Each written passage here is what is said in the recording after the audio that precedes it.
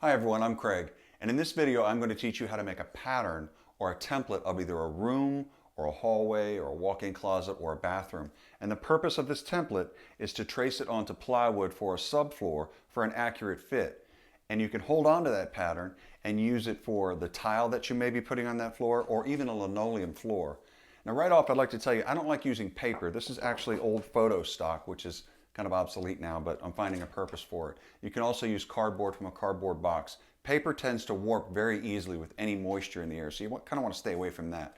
And here's how the pattern works.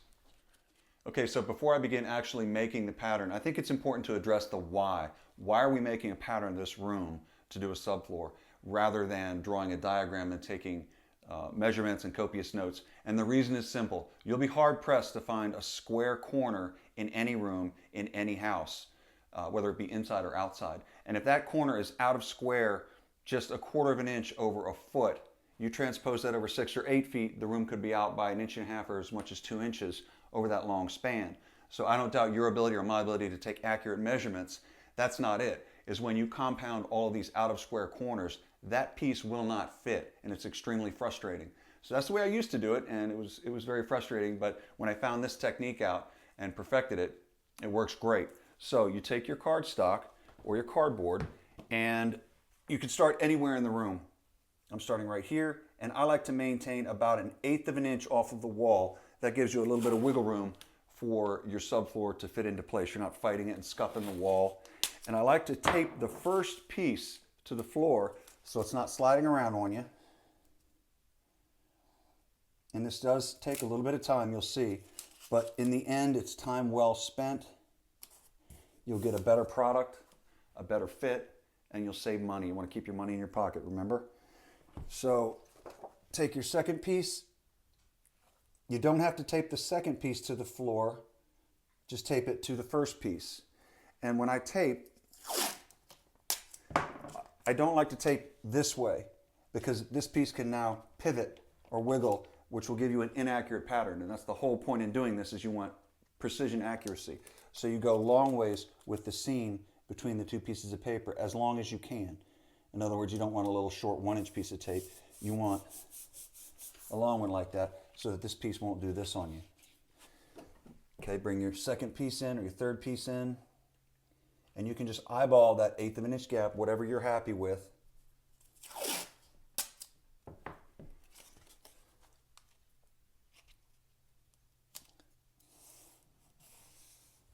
And now here's where it gets to reveal the out of square nature of the room. You can see that's out by over 1 foot here. This is an inside corner, about 3/8 to 7/16 to nothing. So that right there alone would throw this entire piece of plywood out.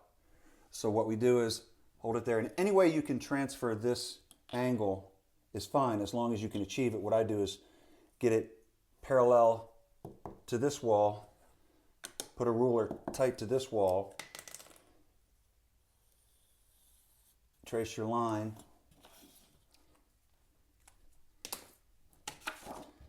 and cut it. You can see how splayed that line is out of square. Your paper or your cardstock comes square from the factory, so you know you can count on that. There are all sorts of protractors and gadgets out there you can buy that are adjustable. This will give you an overview of the entire room in one shot. And you'll see that later in the video, how I transfer it to the plywood and trace it. Okay, so now you have an accurate inside corner. Now we're going to stretch this piece past this outside corner, which I can tell just by looking at it. This is out of square. Instead of being like that, it's like that. It goes in. And this is all common. A lot of people don't know this, but 1 inch is considered tolerance within framing of a home. And like I always say to my framing guys, you can't whine about it. You just got to deal with what you're left with and make the most of it. We have the tools, we have the skills, we have the time. So you just have to work with what you're left with. Coming around that corner, we're maintaining that nice 1/8 of an inch gap all the way around. And it's really important to get a good seat with that tape. Again, so these aren't shifting on you. And if you get far enough down the road here and you start noticing your pattern starting to move on you, it's pretty tight yet, you can tape it again to the floor. You don't want to do that too much. Just as much as you think you need to keep that pattern still. And another thing you can do, if it's a large room, you can actually take paper or cardboard and make sort of a connector from that side to that side just to keep it nice and tight. Okay, we'll come into this inside corner, which is very good, so we'll just use the squareness of the cardstock.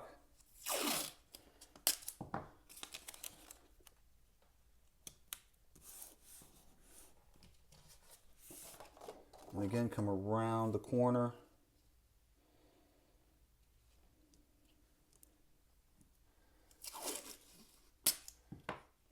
Okay, so there's a couple of things you can do when you reach casing like this. It depends on the state of the room you're in. If it's in rough framing, you're not even going to have any of this molding here. You won't have the base or the casing. But if you do, they make saws that can actually cut this up 3/4 of an inch, and you can slide your plywood under that. I have a video out right now on YouTube also where you could trace that and scribe it onto the plywood, or you could take the whole piece off and reinstall it after you've done the subfloor and the finished product, the finished floor, whether it be linoleum or ceramic or porcelain, tile right under it and set it back down. So a couple of ways you can address that. So what you want to do is continue and close out the circle all the way around. And as I said, if it's a large room like this one, a small bathroom is 5 by 7. You take the tub out of it, it's like 4 by 7, something like that, depending on how the tub is oriented.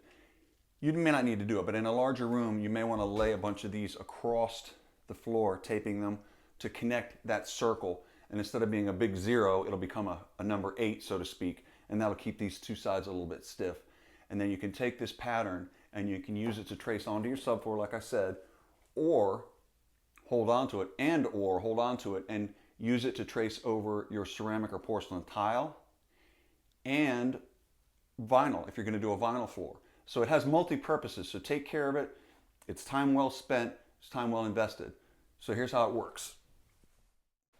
So in this project, I'm trying to level out the floors of the 3 rooms, the one on the left, the one on the right, and the one in the foreground, and also secure all those individual planks of that old hardwood floor, fill in the holes and the large gap between the hallway and the foreground.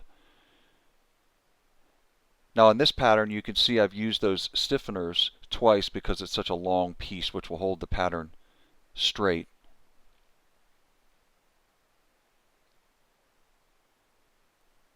Now here we've laid it on the plywood and traced it out with a Sharpie and then cut it to shape. And finally we've glued it and screwed it to the original floor, and now it's ready for the new floating floor system. Okay, now this is a perfect example of why we do templates. As you can see, this is an extremely complicated shape with lots of angles. I've completely reframed that entire stair system to create winders at the top and a level floor at the top of the hallway.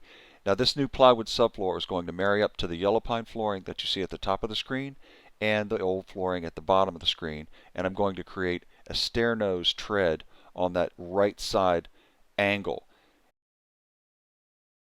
Now for this template, I'm actually using the cardboard from a cardboard box that I mentioned earlier and duct tape. It doesn't matter as long as it's stiff and rigid and you can work with it. Now here we are laying it out on the plywood. It's cut out to shape and glued and screwed into place. Now this particular project is getting carpet, so that's why I chose to use plywood for the subfloor. Alright, this is a pretty typical application, and that is tiling a bathroom. So you want to put a secure subfloor down first. The general rule is you want 1.5 inches of wood subfloor beneath any tile floor, whether it be ceramic or porcelain. And in this case, we've got the 3/4 inch yellow pine planking, tongue and groove. We're going to go over that with 3/4 inch plywood, glued and screwed, not nailed, to secure any movement whatsoever. And as I mentioned earlier, this room is not sheetrocked yet, it's not trimmed yet, so you don't have those obstacles to work with. So we're going to do our pattern right up to the framing. Here are some of the obstacles that you'll be faced with. Sometimes these are heat pipes for a radiator, the waistline for the vanity, and the toilet supply and toilet flange, some of those out of square corners that we talked about. And this tub, if you look at it, you can see it's got a slight bow or an arc in it, which would be virtually impossible to recreate that with measurements and drawing a picture. Okay, so here we have a completed pattern. We've closed the circle, and I've installed a stiffener or a bridge in between to hold it together. And now we've laid it out on the plywood, and we've traced it out with our Sharpie.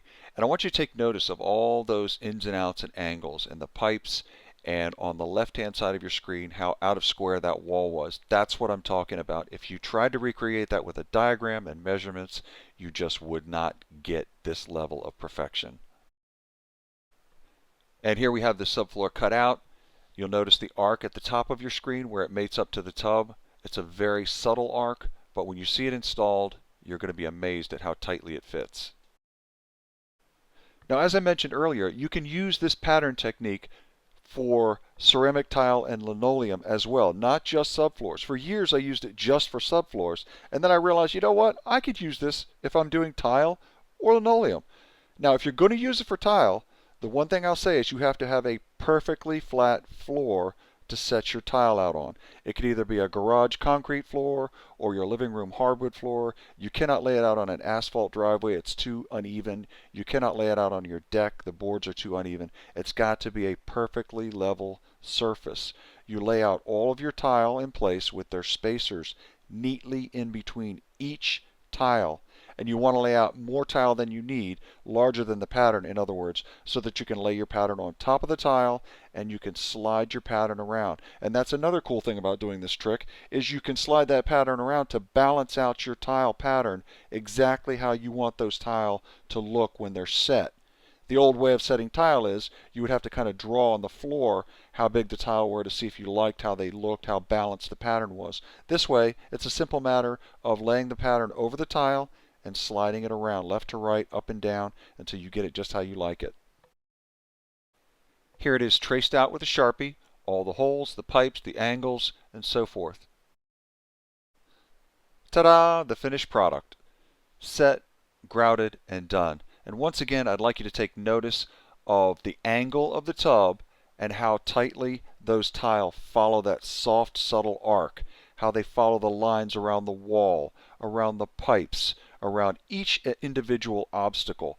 This was such a seamless, easy process by doing a template first, by taking your time, laying the tile out, making sure the tile are sitting perfectly square to one another with their spacers, and tracing that pattern neatly over top of them.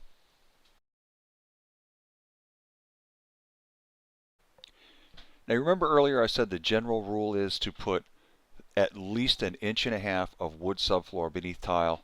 Well, in this case, the builder did not do that. He tiled directly over 5/8 inch OSB, which is a terrible, catastrophic mistake. All these tiles started cracking, they started popping up, and the grout cracked. So we had to rip all the tile up in this bathroom, make our template, cut a subfloor to go over the existing subfloor, and then retile it. And once again, I'm recycling my pattern or my template to trace it over the tile. I've got the tile neatly laid out on a perfectly flat floor with all the spacers in between it, and I've traced it onto that tile. And once again, the finished product, all set and grouted. All right, so how'd you like that? Cool, huh? Takes a little bit of time, a little bit of patience, a little bit of investment up front, but in the long run, I think you'll see that it will save you time. I hope you enjoyed this video. I hope it works great for you. If you liked it, give it a thumbs up. If you haven't subscribed yet, please subscribe. And I'll see you next time. There'll be lots more videos to see. Thanks.